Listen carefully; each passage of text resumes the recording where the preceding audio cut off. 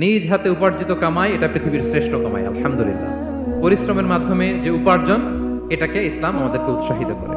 শুধু নামাজ, রোজা, জিকির এগুলো নিয়ে ইসলাম আমাদেরকে পড়ে থাকতে বলেনি। কোরআনিক অর্ডার হচ্ছে আপনার নামাজ শেষ, আপনি বেরিয়ে পড়বেন, কাজে বেরিয়ে যাবেন। ফাইদা কুদিয়াতিস সালাতু ফান্তাশিরু ফিল আরদি ওয়াবতাগু মিন ফাদলিল্লাহ। বিধানটা কার বলুন? আওয়াজ করে বলুন, বিধানটা কার?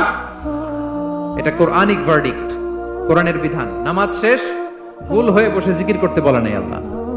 আল্লাহ বলেছে ফান্তাশিরু ফিল আরদ ওয়াবতাগু মিন ফাদলিল্লাহ, জমিনে ছড়িয়ে পড়ো, আল্লাহর রিজিক তালাশ করো। নামাজ শেষ, বেরিয়ে যাবে। কৃষক চলে যাবে মাঠে,